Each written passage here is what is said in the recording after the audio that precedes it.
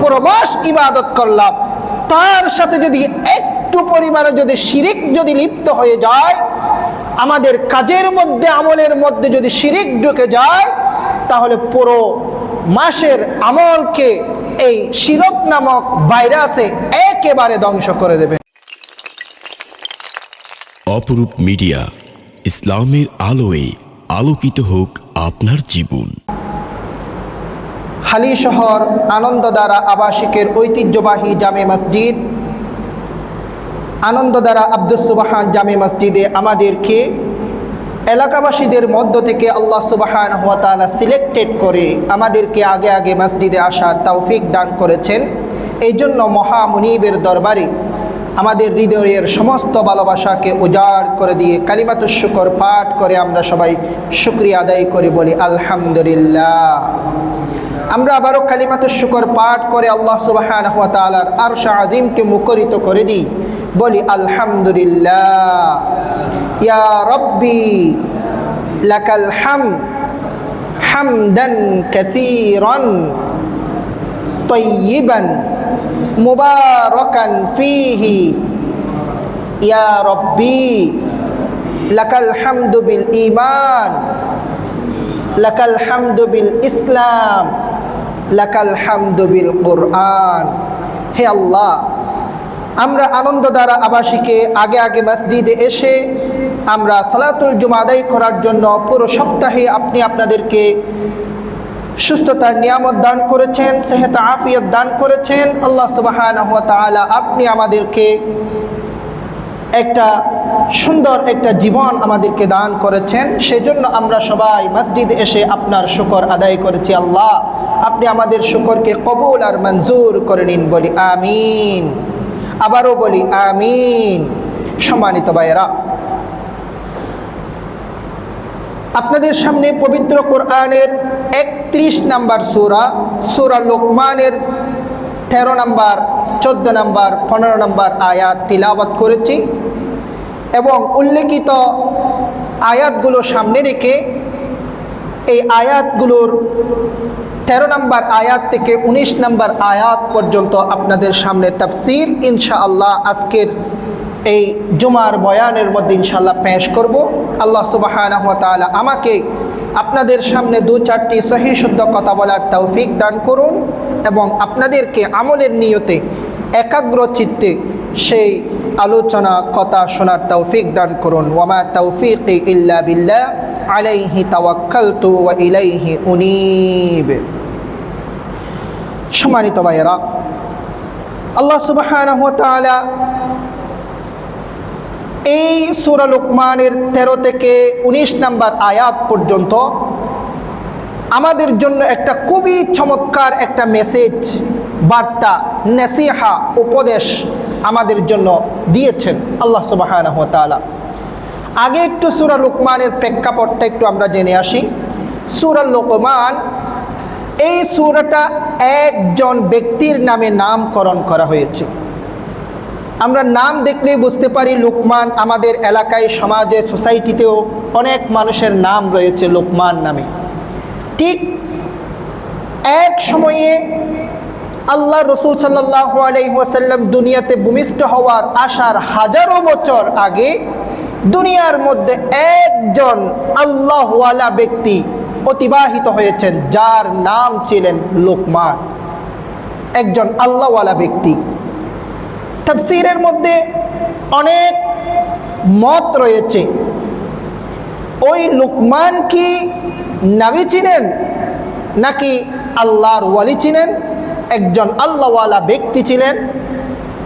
এটা নিয়ে অনেক মতামত রয়েছে।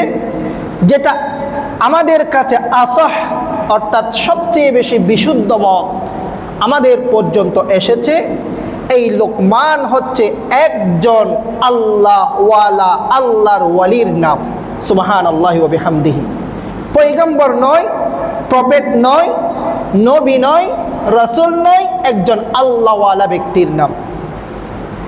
এবার চিন্তা করে আমরা একটু দেখি ওই ব্যক্তি আল্লাহর কাছে কত গ্রহণযোগ্য, কত প্রিয় মানুষ ছিল, যেই যুগের মধ্যে হাজারো বছর যুগে কোরআন নাজিল হওয়ার হাজারো বছর আগে দুনিয়া থেকে অতিবাহিত হয়েছেন, হাজার বছর পরে যে কোরআনের মধ্যে কোনো সাহাবায়ে ইকরাম, একজন সাহাবী ছাড়া কোনো সাহাবীর নাম এই পবিত্র কোরআনের মধ্যে মেনশন করা হয়নি, ডাইরেক্টলি উল্লেখ করা হয়নি, সেখানে কোরআন আসার হাজারো বছর আগে অতিবাহিত হওয়া একজন ব্যক্তির নামে নামকরণ করা হয়েছে একটা সূরার নাম।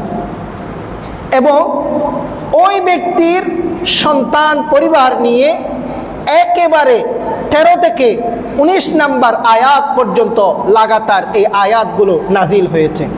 তাহলে ওই ব্যক্তি আল্লাহ সুবহানাহু ওয়া তাআলার কত নৈকট্য অর্জন করেছিলেন, কত আল্লাহওয়ালা ব্যক্তি ছিলেন, এবং আল্লাহর কাছে তার কত মর্যাদা ছিলেন, এটা কি বুঝতে আমাদের কি আর কোনো কিছু লাগবে? যেখানে লক্ষ লক্ষ সাহাবী যারা নিজের জীবন দান করেছেন আল্লাহ সুবহানাহু ওয়া তাআলার জন্য, ইসলামের জন্য, তাদের নাম ডাইরেক্টলি কোরআনের মধ্যে উল্লেখ হয়নি। শুধু লক্ষ লক্ষ নবীর মধ্যে 25 জন নবীর নাম স্থান পেয়েছে পবিত্র কোরআনের মধ্যে। সেখানে তিনি একজন আমাদের মতো একজন ব্যক্তি হয়ে, মুমিন মুসলমান হয়ে, তার নামে একটা সূরার নামকরণ করেছেন আল্লাহ সুবহানাহু ওয়া তাআলা। এবার একটু দেখি তাহলে ওই ব্যক্তি কি কাজ করেছে, কি আমল করেছে, এত বেশি আল্লাহ সুবহানাহু ওয়া তাআলার নৈকট্য প্রিয় বান্দা কিভাবে হতে পেরেছে? আমাদেরকে একটু জানার শোনার দরকার আছে কিনা? আমরা সবাই চাই আল্লাহ সুবহানাহু ওয়া তাআলার নৈকট্য অর্জন করা, আল্লাহ সুবহানাহু ওয়া তাআলার সন্তুষ্টি অর্জন করা, আল্লাহ সুবহানাহু ওয়া তাআলার মুহাব্বতের ভালোবাসার পাত্র হয়ে দুনিয়ার মধ্যে জীবন যাপন করা এবং দুনিয়া থেকে বিদায় নিয়ে জান্নাতে যাওয়া। এটাকে আমরা চাই কিনা? অবশ্যই আমাদের জীবনের লক্ষ্য উদ্দেশ্য হচ্ছে এই জিনিসটা। দুনিয়ার মধ্যে আল্লাহর রহমত এবং দয়ার চাদরে আবৃত থেকে দুনিয়া থেকে কালিমায়ে তাইয়্যিবা লা ইলাহা ইল্লাল্লাহু মুহাম্মাদুর রাসূলুল্লাহ এই কালিমা পড়ে পড়ে আমরা দুনিয়া থেকে শেষ নিঃশ্বাস ত্যাগ করে আমরা কবর জগতে সুখে শান্তিতে থেকে হাসরের ময়দানে সব প্রশ্নের উত্তর দিয়ে জান্নাতুল ফিরদাউস শেষ ঠিকানা হিসেবে আমাদের থাকা হওয়া, এই জিনিসটাই হচ্ছে আমাদের জীবনের লক্ষ্য উদ্দেশ্য। নাকি এর বাইরে আর কিছু আছে? এটাই হচ্ছে আমাদের জীবনের লক্ষ্য উদ্দেশ্য। এত কিছু দুনিয়াদারি যা কিছু করছি সব কিছুর জন্য। তাহলে এমন একজন সফল ব্যক্তি হচ্ছেন হযরত লুকমান হাকিম, যার নামে পবিত্র কোরআনের 31 নম্বর সূরাকে আল্লাহ সুবহানাহু ওয়া তাআলা নামকরণ করেছেন। সুবহানাল্লাহি ওয়া বিহামদিহি। এই লুকমান হাকিম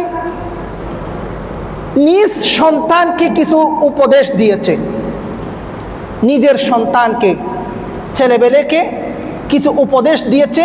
আল্লাহ সুবহানাহু ওয়া তাআলার কাছে এই উপদেশগুলো এত বেশি পছন্দ হয়েছে, এত বেশি আল্লাহ সুবহানাহু ওয়া তাআলার কাছে পছন্দ হয়েছে, কিয়ামত পর্যন্ত যত মানুষ দুনিয়াতে আসবে সবার জন্য সেই নসিহতের লিস্ট এই পবিত্র কোরআনের 31 নম্বর সূরার 13 থেকে 19 নম্বর আয়াত লাগাতার নাজিল করে আমাদের জন্য আল্লাহ সুবহানাহু ওয়া তাআলা লিপিবদ্ধ করে দিয়েছেন। সুবহানাল্লাহি ওয়া বিহামদিহি। এবার আসেন দেখি তাহলে প্রেক্ষাপটটা আমাদের ক্লিয়ার হয়েছে। আল্লাহ সুবহানাহু ওয়া তাআলা কি বলেছেন এখানে? 13 নম্বর আয়াত, وَإِذْ قَالَ لُقْمَانُ لِابْنِهِ وَهُوَ يَعِظُهُ يَا بُنَيَّ لَا تُشْرِكْ بِاللَّهِ إِنَّ الشِّرْكَ لَظُلْمٌ عَظِيمٌ। সেই লুকমান হাকিম নিজের স্বীয় আদরের সন্তানকে উপদেশ দিলেন, ইয়া বুনাইয়া, হে আমার আদরের সন্তান, লা তুশরিক বিল্লাহ, তুমি কখনো আল্লাহর সাথে কাউকে সমকক্ষ মর্যাদাবান কাউকে বানাবে না, কাউকে আল্লাহর সাথে শিরক করবে না, শিরিক কোনোদিন করবে না। কেন? নিশ্চয় ইন্না শিরকা লাযুলমুন আযীম, আল্লাহর সাথে কোনো কিছুকে শিরিক করা, সমকক্ষ করা, এই জিনিসটা হচ্ছে চরম অত্যাচার আল্লাহর সাথে। সুবহানাল্লাহি ওয়া বিহামদিহি। চরম জুলুম করেছি, অত্যাচার করেছি, পাপাচার করেছি কার সাথে? আল্লাহর সাথে। জুলুম করেছি আল্লাহর সাথে। আমি জালেম, মাজলুমকে আল্লাহ সুবহানাহু ওয়া তাআলা। যদি আমরা শিরিক করে থাকি, এক নাম্বার আল্লাহ সুবহানাহু ওয়া তাআলার এই বান্দা নিজ স্বীয় সন্তানকে উপদেশ দিলেন, ইন্না শিরকা লাযুলমুন আযীম, হে বাবা, ইয়া বুনাইয়া, আমার আদরের সন্তান, আব্বু তুমি শিরিক করবা না। ইন্না শিরকা লাযুলমুন আযীম, শিরিক হচ্ছে এমন একটা পাপ, যে পাপ আল্লাহর সাথে জুলুম করা, অত্যাচার করা। কোরআনের এই আয়াতের মধ্যে বলা হয়েছে। সম্মানিত ভাইয়েরা, শিরিক হচ্ছে এমন একটা গুনাহের কাজ, আল্লাহ সুবহানাহু ওয়া তাআলা তওবা ছাড়া এই গুনাহকে কখনো ক্ষমা করবেন না।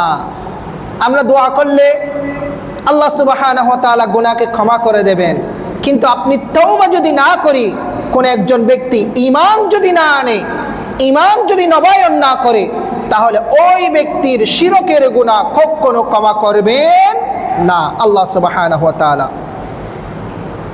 শিরক কাকে বলে, এই জিনিসটা আমাদেরকে জানা খুবই দরকার। শিরক হচ্ছে আল্লাহর সাথে সমকক্ষ করার গুনাহ। এটা এমন একটা পাপ, এমন একটা গুনাহ, যে গুনাহটা মাহে রমাদানে আমরা এত ইবাদত করেছি, সওয়াবের কাজ করেছি, আল আমাল আল খাইরিয়া করেছি, সবগুলোকে মুহূর্তের মধ্যে ধ্বংস করে দেবে যদি কেউ যদি এই শিরকের গুনাহর সাথে যদি লিপ্ত থাকে। উদাহরণ দিলে আমাদের সামনে একেবারে ক্লিয়ার হয়ে যাবে। 1 গ্রাম যদি দুধ থাকে, 1 বালতি ভরা 1 বালতি দুধ গাভী থেকে এই মাত্র যে দুধ রোজ করে ওই ব্যক্তি দোহন করেছে, যদি ওই 1 বালতি দুধের মধ্যে যদি 1 ফোঁটা যদি নাপাক অপবিত্র প্রস্রাব যদি গাভীর পড়ে, তাহলে ওই দুধগুলো কি ফ্রেশ থাকবে? খাবারের উপযোগী থাকবে? হ্যাঁ? স্বাদের মধ্যে কি কোনো পরিবর্তন হবে? না। বিন্দু পরিমাণ 1 ফোঁটা মাত্র পড়েছে অপবিত্র প্রস্রাব, স্বাদের মধ্যে কোনো পরিবর্তন হয় নাই। এই যে যেটা স্মাইল আছে, এই গন্ধের মধ্যে, সুগন্ধির মধ্যে কোনো পরিবর্তন আসে নাই, টেস্টের মধ্যে পরিবর্তন আসে নাই, কালারের মধ্যে পরিবর্তন আসে নাই। কিন্তু আমাকে ফতোয়া দিতে হবে আমাদেরকে, এই দুধ খাওয়া অপবিত্র, নাজায়েজ। দুধের পরিমাণ বেশি নাকি অপবিত্র জিনিসের পরিমাণ বেশি? 10 লিটার দুধ, কিন্তু অপবিত্র জিনিস হচ্ছে মাত্র 1 ফোঁটা, 1 ml, অথবা একেবারে 0 ml। বুঝতে পেরেছেন? তাহলে ঠিক তদ্রুপ আমরা পুরো বছর ইবাদত করলাম, পুরো মাস ইবাদত করলাম, তার সাথে যদি একটু পরিমাণে যদি শিরিক যদি লিপ্ত হয়ে যায়, আমাদের কাজের মধ্যে, আমলের মধ্যে যদি শিরিক ঢুকে যায়, তাহলে পুরো মাসের আমলকে এই শিরক নামক ভাইরাসে একেবারে ধ্বংস করে দেবেন। এই জন্য ভাইয়েরা, আমাদেরকে শিরক জিনিসটা আমাদেরকে জানা দরকার আছে কিনা, আল্লাহ সুবহানাহু ওয়া তাআলা আমাদেরকে বুঝার তৌফিক দান করুন, বলি আমিন। শিরকের অর্থ হচ্ছে আল্লাহ সুবহানাহু ওয়া তাআলার সাথে কাউকে সমকক্ষ করা, সমমর্যাদাবান মনে করা, সমকক্ষ, আল্লাহর সাথে কোন একটা জিনিসকে সমমান মর্যাদা করা, মনে করা, এই জিনিসটা হচ্ছে শিরক।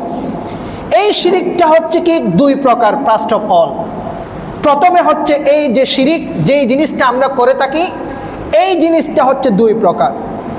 1 নম্বরে হচ্ছে শিরক ফিজ যাত, 2 নম্বরে হচ্ছে আশিরক ফিস সিফাত। অর্থাৎ আল্লাহ সুবহানাহু ওয়া তাআলার কুদরতের সত্তার সাথে কোনো একটা জিনিসকে সমকক্ষ মনে করা, এটা হচ্ছে 1 নম্বরের শিরক। শিরকুন ফিজ যাত বলা হয় তাফসীরের মধ্যে। শিরকুন ফিজ্জাত, অর্থাৎ আমরা সিজদা করি কাকে? আমরা সিজদা দিই কাকে? যাই নামাজে যেটা আমরা সিজদা দিই, এটা সিজদা দিই আমরা আল্লাহ সুবহানাহু ওয়া তাআলাকে। আমরা কি বাইতুল্লাহ কাবা শরীফকে সিজদা করি নাকি আল্লাহকে সিজদা করি? আল্লাহকে সিজদা করি। আমাদের সিজদার মালিক কে? একমাত্র আল্লাহ। আল্লাহ ছাড়া আর কেউ আমাদের সিজদার মালিক হতে পারে না। আমাদের সিজদার মালিক হচ্ছে আল্লাহ। এখন এই সিজদা যদি আল্লাহকে না দিয়ে যদি আমরা অন্য কোনো সত্তার সামনে গিয়ে আমরা যদি সিজদা দিই, তাহলে এটা হবে শিরকুন ফিজ্জাত। আল্লাহ কুদরতের আল্লাহ সুবহানাহু ওয়া তাআলার সামনে সিজদা দেওয়া, যেটা আমাদেরকে ফরজ করেছেন, নির্দেশ দিয়েছেন, আল্লাহ সুবহানাহু ওয়া তাআলার সাথে অন্য এক সত্তাকে আমরা সমকক্ষ মনে করে আমরা সেই সিজদা দিয়েছি, কপাল ঝুঁকিয়েছি। সম্মানিত ভাইয়েরা, এটা যে কেউ হোক না কেন, ইভেন দুনিয়ার মধ্যে আল্লাহ সুবহানাহু ওয়া তাআলা আমাদের জন্য সবচেয়ে মর্যাদাবান যে ঘর আছে সেই ঘর হচ্ছে কাবা, বাইতুল্লাহ, আল্লাহর ঘর। আমরা কি আল্লাহর ঘরকে সিজদা দিই নাকি আল্লাহর ঘরের দিকে সিজদা দিই? হ্যাঁ, ঈমান ঠিক রাখতে হবে। আমরা আল্লাহর ঘরকে সিজদা করি না। এই ঘরের মালিক কে? আল্লাহ। ঘরের মালিককে আমরা সিজদা করি। অনেকেই প্রশ্ন করে থাকে আমাদেরকে, অনেকেই মনে করে আল্লাহর ঘরকে সিজদা দিই। নো, যদি আল্লাহর ঘরকে সিজদা দিতাম তাহলে ঘরের ভিতরে ঢুকে নামাজ পড়া কি আমাদের জন্য জায়েজ হতো? হতো না। কিন্তু আল্লাহ সুবহানাহু ওয়া তাআলার কাবার ভিতরে দরজা খুলে ভিতরে ঢুকে সালাত আদায় করা জায়েজ আছে কিনা? আছে। আল্লাহ সুবহানাহু ওয়া তাআলার ঘরের ছাদের উপরে ওঠা জায়েজ আছে কিনা? আছে। ওই কাবার গিলাফ দেওয়ার সময় এই যে যারা দায়িত্বরত রেসপন্সিবল পারসন যারা আছে তারা ওই ছাদের উপরে উঠে। তাহলে আমরা আল্লাহর ঘরকে সিজদা দিই নাকি ঘরের দিকে সিজদা দিই? পৃথিবীর সবচেয়ে বেশি সম্মান মর্যাদাবান যেই প্লেস, জায়গা, সেই জিনিসটাকে আমরা সিজদা করতে পারি না, সিজদা করার নির্দেশ আল্লাহ সুবহানাহু ওয়া তাআলা দেয় না। তাহলে এই সিজদা তাহলে আল্লাহ ব্যতীত আর কোনো জিনিসকে দেওয়া যাবে না। যদি দেন তাহলে আমরা আপনারা শিরকুন ফিজ্জাত করেছি, শিরকুন ফিজ্জাত করেছি। আল্লাহ সুবহানাহু ওয়া তাআলা আমাদেরকে বোঝার তৌফিক দান করুন, বলি আমিন। আমাদের দেশে বিশেষ করে এই ওয়ার্ল্ডের মধ্যে, আমাদের ইন্ডিয়ান সাবকন্টিনেন্টের মধ্যে, আমাদের বাংলাদেশে বেশি প্রচলিত। অনেকেই অশিক্ষিত বা কোরআন হাদিস নিয়ে ডিপ নলেজ নাই, এরকম অনেকেই দেখা যায় সিজদায়ে তাজিমি বলে এক নির্দিষ্ট জায়গায় গিয়ে সিজদা দেয়। আল্লাহ সুবহানাহু ওয়া তাআলা তাদেরকে বোঝার তৌফিক দান করুন। সেই সিজদায়ে তাজিমি জায়েজ আছে? নাই, নাই।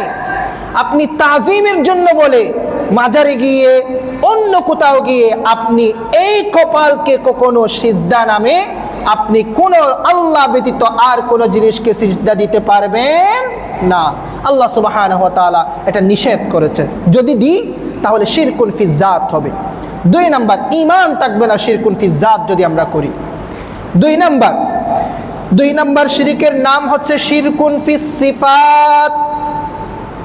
আল্লাহ সুবহানাহু ওয়া তাআলার সরাসরি সত্তার সাথে আমরা শিরিক করি নাই, সমকক্ষ মনে করি নাই। আমরা সমকক্ষ করেছি আল্লাহ সুবহানাহু ওয়া তাআলার গুণাবলীর সাথে, গুণের সাথে। আল্লাহ সুবহানাহু ওয়া তাআলার কিছু গুণ আছে। এই যে সিফাত, গুণ যেগুলো আছে, এই ক্যারেক্টারিস্টিক যেগুলো আছে, এই গুণগুলোর সাথে যদি আমরা কোন একটা জিনিসকে যদি আমরা সমকক্ষ মনে করি তাহলে এই জিনিসটাও শিরক হয়ে যায়। এইটা হচ্ছে কি সূক্ষ্ম শিরক, আমরা বলি এটাকে সূক্ষ্ম শিরক। আমাদের অনেক সময় অজান্তেই এরকম কোনো কিছু হয়ে যেতে পারে। এই জিনিসটা আমরা যদি একটু উদাহরণ দিই আমাদের সামনে ক্লিয়ার হবে। শিরকুন ফিস সিফাত, গুণাবলীর মধ্যে আমাদেরকে সন্তান দিতে পারে, সন্তান দেওয়ার মালিককে আরো জোরে বলেন কে? আল্লাহ ছাড়া কেউ আমাদেরকে সন্তান দিতে পারে না। কিন্তু অনেক মা বোন আছে মনে করে আমাদেরকে ওই ব্যক্তি কাছে গেলে আমি একটা সন্তান পাবো, আমার সন্তান হচ্ছে না, আমি ওই ব্যক্তির কাছে গেলে ওই ব্যক্তি আমাকে সন্তান দিতে পারবে। এরকম অনেকের কলবের মধ্যে, বিবেকের মধ্যে এরকম যদি আকীদা, বিলিভ, বিশ্বাস যদি থাকে, তাহলে শিরকুন ফিস সিফাত করেছে। ওই ব্যক্তি শিরকুন ফিস জাত না করে শিরকুন ফিস সিফাত করেছে। এটাও এক প্রকারের শিরক। আর এরকম যদি কেউ যদি ঈমান রাখে, ওই ব্যক্তি খালেস, একেবারে পরিপূর্ণ ঈমানদার বলা যাবে না। আল্লাহ সুবহানাহু ওয়া তাআলা আমাদেরকে বুঝার তৌফিক দান করুন, বলি আমিন। আরেকটা শিরক আছে, এই শিরকুন ফিস সিফাতের মধ্যে এক নাম্বার, এক প্রকার হলো আশিরক ফিল কুদরা, কুদরতের মধ্যে শিরিক করা। উদাহরণ এই জিনিসটাই, কুদরত, মায়ের পেটে সন্তান দেওয়ার কুদরত রাখে, শক্তি রাখে একমাত্র আল্লাহ। এই জিনিসটা যদি আমরা অন্য একজন মানুষ যদি দিতে পারে, যদি মনে করি, তাহলে এই জিনিসটা হয়ে যাবে শিরকুন ফিল কুদরত। আল্লাহ সুবহানাহু ওয়া তাআলা পবিত্র কোরআনে বলেছেন, একেবারে সূরা সূরার 49 থেকে 50 নম্বর আয়াতে বলেছেন, লিল্লাহি মুলকুস সামাওয়াতি ওয়াল আরদ ইয়াখলুকু মা ইয়াশা ইয়াহাবু লিমান ইয়াশাউ ইনাসা ওয়া ইয়াহাবু লিমান ইয়াশাউ যুকুর। আল্লাহ সুবহানাহু ওয়া তাআলার কুদরত, আল্লাহ সুবহানাহু ওয়া তাআলা সব কিছু নিজেই সৃষ্টি করেছেন। ইয়াহাবু মান ইয়াশাউ ইনাসা, যাকে চাই আল্লাহ কন্যা সন্তান দান করে। ওয়া ইয়াহাবু লিমান ইয়াশাউ যুকুর, যাকে চাই আল্লাহ সুবহানাহু ওয়া তাআলা পুত্র সন্তান দান করে। আও ইউযাওয়িজুহুম যুকরানা ওয়া ইনাসা, আবার কাউকে আল্লাহ সুবহানাহু ওয়া তাআলা পুত্র সন্তান এবং কন্যা সন্তান উভয়টাই দান করেছেন। সুবহানাল্লাহি ওয়া বিহামদিহি। এবং ওয়া ইয়াজআলু মান ইয়াশাউ আকীমা, এবং আল্লাহ সুবহানাহু ওয়া তাআলা যাকে চায় তাকে সন্তান না দিয়ে বান্দা হিসেবে রেখে। সুবহানাল্লাহি ওয়া বিহামদিহি। এই কথাও আল্লাহ সুবহানাহু ওয়া তাআলা এখানে বর্ণনা করেছেন। তাহলে আমরা যদি এই কথা মনে করে রাখি, সন্তান দেওয়ার মালিক আল্লাহ ছাড়া আর কেউ হতে পারে, তাহলে এটা আমরা কি করেছি? শিরকুন ফিল কুদরা। এটাও one of the part of শিরক। আল্লাহ সুবহানাহু ওয়া তাআলা আমাদেরকে বুঝার তৌফিক দান করুন, বলি আমিন।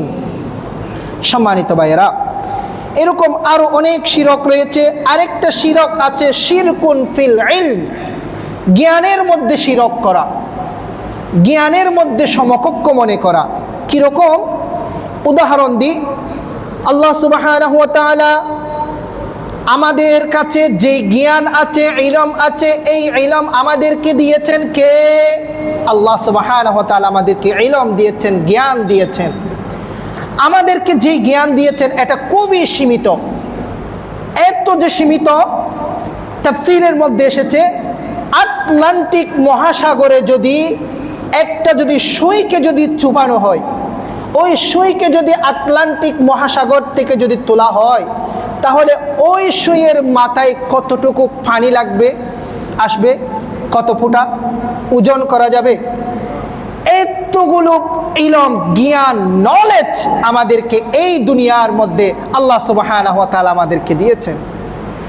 আর পুরো আটলান্টিক মহাসাগরের যত পানি আছে সমুদ্রের, এই পানি সম পরিমাণ জ্ঞান, ইলম, নলেজ আল্লাহ সুবহানাহু ওয়া তাআলা নিজের কাছে আল্লাহ পাক মর্যাদাবান নিজে সেভ করে সংরক্ষণ করে রেখেছেন। সুবহানাল্লাহি ওয়া বিহামদিহি। সম্মানিত ভাইয়েরা, আমরা এতটুকু জ্ঞান পেয়ে আটলান্টিক মহাসাগরে সুই দিয়ে, সেই সুই থেকে আমরা যে জ্ঞান পেয়েছি, ইলম পেয়েছি, এতটুকু ইলম নিয়ে আজকে আমরা কত কিছু উদ্ভাবন করেছি। আমরা বিশ্ববিদ্যালয়ে গেলে দেখি, এদিকে সায়েন্স ফ্যাকাল্টি, আর্টস ফ্যাকাল্টি, আবার ল ফ্যাকাল্টি, আবার বিজনেস অ্যাডমিনিস্ট্রেশন, এগুলোর আদলে আবার কতগুলো ডিপার্টমেন্ট রয়েছে। ইতিহাস department, Bangla department, English department, computer science, ত্রিপলি, ইঞ্জিনিয়ারিং, কত কত ধরনের যে সায়েন্স আজকে আবিষ্কার হয়েছে, সবগুলো জ্ঞান এসেছে শুধু এক ফোঁটা সুইয়ের মাথায়। যেই ফোঁটা পানি জ্ঞানের সমুদ্র থেকে উঠেছে, এই এক ফোঁটা পানিকে বিশ্লেষণ করে, জ্ঞানকে বিশ্লেষণ করে পুরো পৃথিবীর মধ্যে আজকে এত উদ্ভাবন এবং আবিষ্কার আল্লাহ সুবহানাহু ওয়া তাআলা আমাদের বিবেকের মধ্যে দিয়েছেন। সুবহানাল্লাহি ওয়া বিহামদিহি। সম্মানিত ভাইয়েরা, আমাদের কাছে কতটুকু জ্ঞান আছে আমরা একটু পরীক্ষা করে দেখি। পৃথিবীতে কত হাজার lakh crore doctor, PhD holder, মুফতি, মুহাদ্দিস, বিজ্ঞানী আছে কিনা, সায়েন্টিস্ট আছে কিনা? সবাইকে একত্রিত হয়ে একটু বলতে বলেন প্লিজ, এখন একটা 1 মিনিট, একটা 10 মিনিটে কি হবে? আমরা আনন্দধারা আবাসিকে কি হবে একটু বলতে বলেন তো। একটা 10 মিনিটে, একটা 15 মিনিটে, 15 মিনিট বলিয়েন না, একটা 3 মিনিটে কি হবে তাও আমরা কখনো বলতে পারবো না।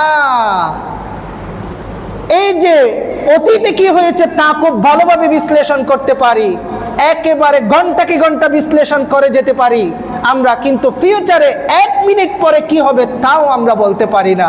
আমাদের জ্ঞানের নলেজের পরিধি কতটুকু এবার চিন্তা করে দেখেন সম্মানিত ভাইয়েরা। এই জন্য আল্লাহ সুবহানাহু ওয়া তাআলা পবিত্র কোরআনে ক্লিয়ারলি বলেছেন, ইয়ালামু খাইনাতাল আয়ুনি ওয়া মা তুখফিস সুদূর। সম্মানিত ভাইয়েরা, আমার কলবের মধ্যে কি আছে আমি জানি, আরেকজনের কলবের মধ্যে কি আছে আমরা কি জানি কেউ? এই জ্ঞান রাখে একমাত্র আল্লাহ সুবহানাহু ওয়া তাআলা। এখন আমরা যদি মনে করি এই জ্ঞান আল্লাহর মতো ভবিষ্যতের ইন ফিউচারের জ্ঞান আমাদের মতো কোন একজন মানুষ রাখে, এই কথা যদি আমাদের যদি নলেজে, আকীদার মধ্যে, বিলিফের মধ্যে, ঈমানের মধ্যে যদি থাকে, তাহলে আমার শিরক হয়েছে। কেমন শিরক আমি করেছি? শিরকুন ফিস সিফাত, শিরকুন ফিল ইলম। জ্ঞানের মধ্যে আল্লাহ সুবহানাহু ওয়া তাআলার সাথে শিরিক করেছি।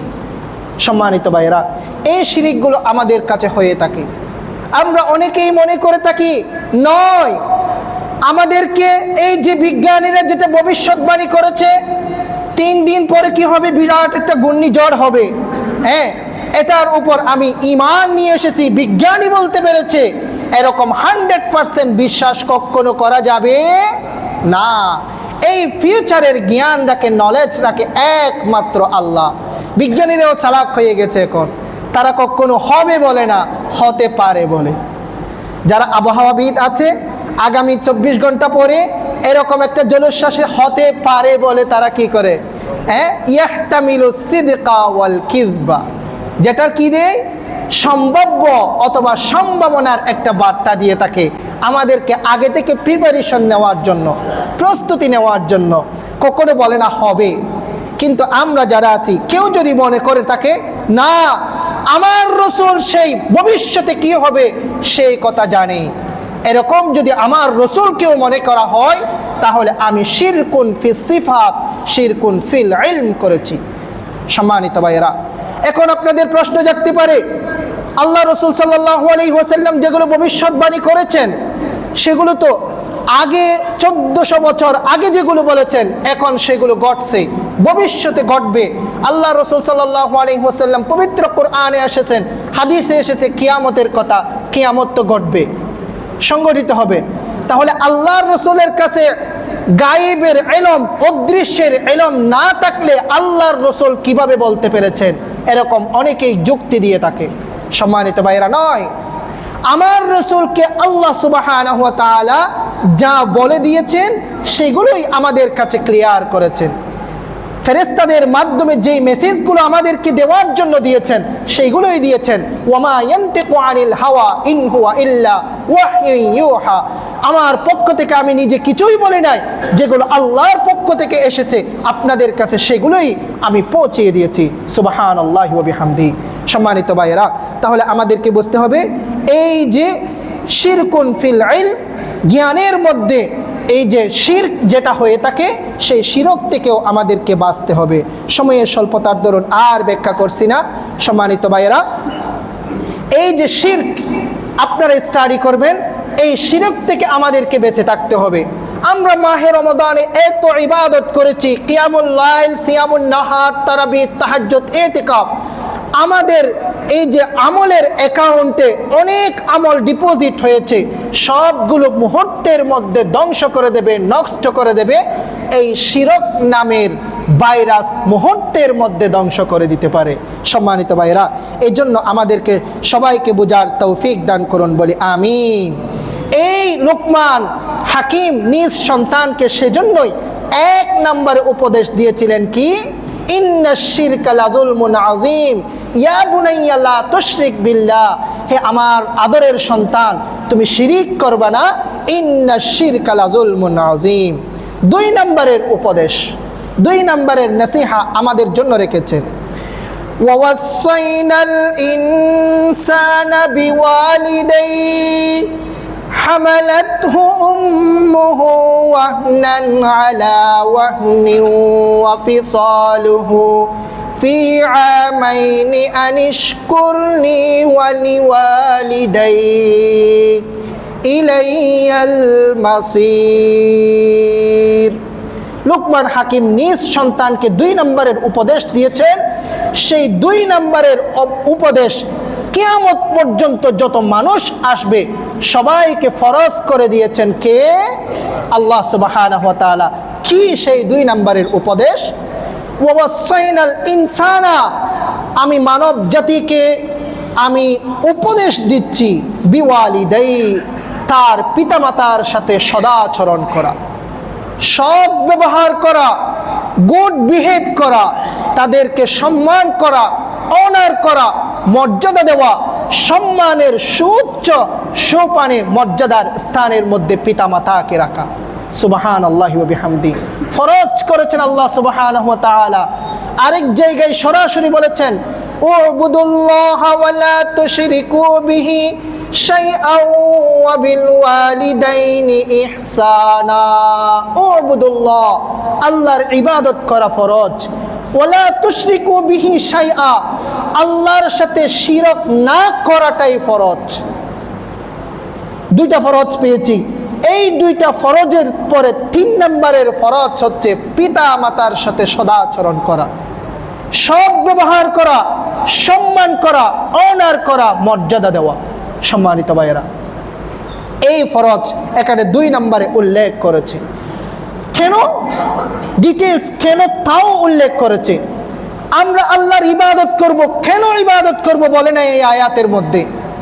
আপনি শিরক করবেন না, কেন শিরক করবেন না ডিটেলস বলে নাই। আপনি সালাত আদায় করবেন ফরজ, কেন সালাত আদায় করবেন, কয় রাকাত সালাত আদায় করবেন কোরআনের মধ্যে বিস্তারিত বলে নাই।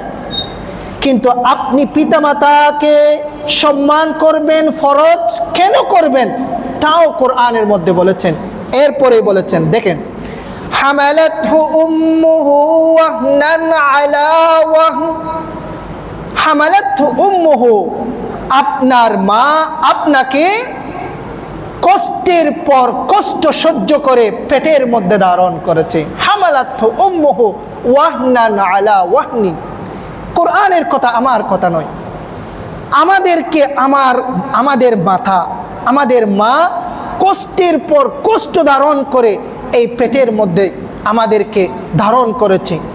আমাদের মা কত কষ্ট, আমরা যারা এই যে মেরিড, যাদের বাচ্চা আছে তারা জানি, যখন গর্ভবতী হয় একজন মহিলা, ওই মহিলার কত কষ্ট হয়। এই যে পেটের মধ্যে একজন মানুষের ভিতরে আরেকজন মানুষ আসবে, চারটিখানি বিষয় না। পেটের মধ্যে আমরা 9 মাস সেই মাকে কষ্ট দিয়েছি। এই যে আমরা দুনিয়ার মধ্যে কত, আমরা যে দাম্ভিক হয়ে অহংকারী হয়ে আমরা চলাফেরা করি, আমরা পেটের মধ্যেও সেভাবে হাত পা নাড়াচাড়া করেছি কিনা? অবশ্যই করেছি।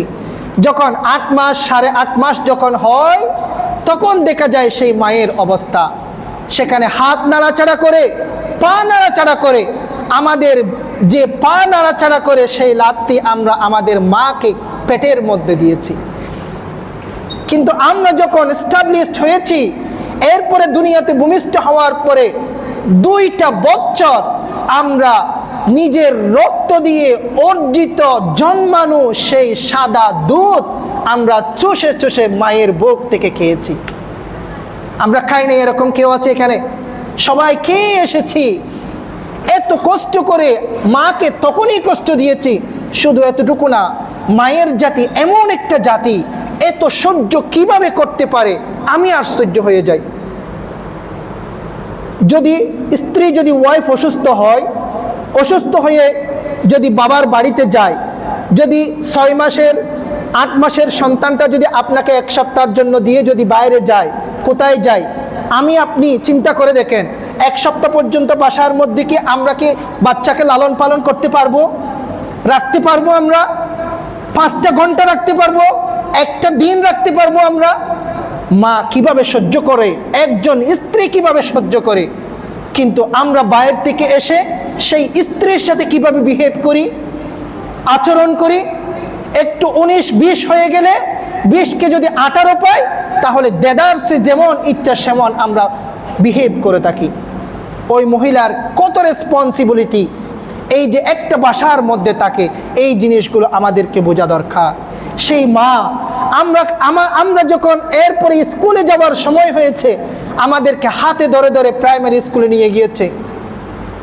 এরপরে মাধ্যমিক, এরপরে উচ্চ মাধ্যমিকে, ইভেন আমি নিজের চোখে দেখেছি এই মা একটা ছেলের পেছনে কত ত্যাগ। এই জন্য আল্লাহ সুবহানাহু ওয়া তাআলা এই যে পবিত্র কোরআনে বলেছেন, হামালাতহু উম্মুহু ওয়াহনান আলা ওয়াহন ওয়া ফিসালুহু ফি আমাইনি আনিশকুরনি ওয়া লিওয়ালিদাইক।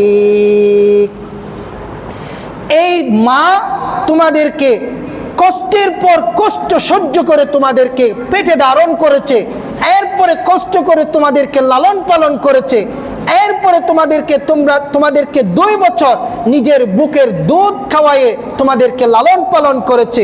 এই জন্য তোমরা আনিশ করলি, আমি আল্লাহর তোমরা শুকরিয়া আদায় করো। সম্মানিত ভাইরা, এরপরে কোরআনে কি বলেছে দেখেন, ওয়ালি ওয়ালিদাইক, তোমরা আমি আল্লাহর শুকরিয়া আদায় করো এবং তোমার পিতা মাতার শুকরিয়া আদায় করো। সম্মানিত ভাইরা, এখানে আমাদের বোঝার জন্য অনেক মেসেজ আল্লাহ সুবহানাহু ওয়া তাআলা রেখেছেন। আমার সন্তান, আমরা আমার আল্লাহর জন্য স্রষ্টাকে আমরা শুকরিয়া আদায় করলাম, 2টা সিজদা দিলাম, একবার আলহামদুলিল্লাহ বললাম, শুকরিয়া আদায় হয়ে গেছে, স্রষ্টা খুশি হয়ে গেছে। আমার মা, আমার বাবা গ্রামে থাকে অথবা দুনিয়ার মধ্যে এখন নাই, কবরে গেছে, আমি সেই মায়ের বাবার কিভাবে শুকরিয়া আদায় করব? শুকরিয়া আদায় করার ওয়ে কি, পন্থা কি আছে আমাদের কাছে? আমাদের কাছে যখন শক্তি সামর্থ্য হয়েছে, আমাদের কাছে যখন টাকা আছে, আমাদের কাছে যখন অর্থ আছে, সুন্দর একটা ঘর আছে, আমার মায়ের জন্য সেই ঘরের মধ্যে একটা রুমের ব্যবস্থা আমরা করতে পারছি না। যখন আমার সামর্থ্য হয়েছে, তখন আল্লাহ সুবহানাহু ওয়া তাআলা মাকে দুনিয়া থেকে বিদায় নিয়ে গেছেন। বিদায় নিয়ে সেই 3.5 হাত মাটির নিচে, গ্রামের মাটির নিচে, পাহাড়ের মধ্যে, বন জঙ্গলের মধ্যে, কবরস্থানের মধ্যে মা শুয়ে আছে। আমার যখন সামর্থ্য হয়েছে, তখন আমি মায়ের জন্য, বাবার জন্য কিছুই করতে পারি নাই। এবার পিতামাতার জন্য আমরা কিভাবে শুকরিয়া আদায় করব? আমরা কি একবার আলহামদুলিল্লাহ বললে কি পিতামাতার শুকরিয়া আদায় হয়ে যাবে? পিতামাতার এই ত্যাগ কি কখনো সমাধান হয়ে যাবে? না, হবে না। সম্মানিত ভাইয়েরা, এই জন্য আপনারা বিবেক দিয়ে, বুদ্ধি দিয়ে আপনাদেরকে সেই জিনিসগুলো ফাইন্ড আউট করতে হবে। আমরা সব কিছু বুঝি, বাজারে গেলে তো সব খুব ভালোভাবে বুঝি, কোন মাছটা ফ্রেশ হবে, তাজা হবে, খাইলে ভালো হবে, কোন রেস্টুরেন্টের খাবার ভালো হবে, কোথায় গেলে, কোন দেশে গিয়ে ট্রিটমেন্ট করলে কেমন ভালো হবে, কোন হসপিটালের কোন ডক্টর ভালো, এগুলো যেভাবে জানি, তাহলে পিতামাতার শুকরিয়া আদায় করা আমাদের বিবেক দিয়ে আমাদেরকেও বের করতে হবে। পারবো তো ইনশাআল্লাহ? যদি আমরা না করি তাহলে কি হবে? এটাও আছে, আমরা যদি আব্বা আম্মার শুকরিয়া যদি আমরা আদায় না করি, আমাদের সন্তান দুনিয়ার মধ্যে আমাদের উত্তরাধিকার থাকবে কি না?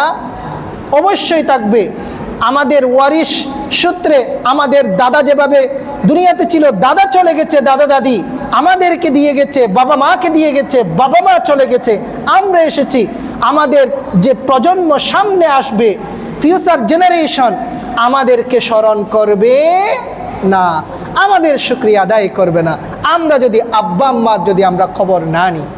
সম্মানিত ভাইয়েরা, আব্বা আম্মার খবর নেওয়ার জন্য, আব্বা আম্মার খবর নেওয়ার জন্য আমি আপনাদেরকে রমজানের মধ্যে একটা কথা বলেছিলাম, এই পিতামাতার শুকরিয়া আদায় করার জন্য আপনাদেরকে আখিরাতের ব্যাংকে পিতামাতার নামে একটা ব্যাংক অ্যাকাউন্ট করতে বলেছিলাম, মনে আছে আপনাদের? হ্যাঁ। অপরূপ মিডিয়া, ইসলামের আলোয় আলোকিত হোক আপনার জীবন।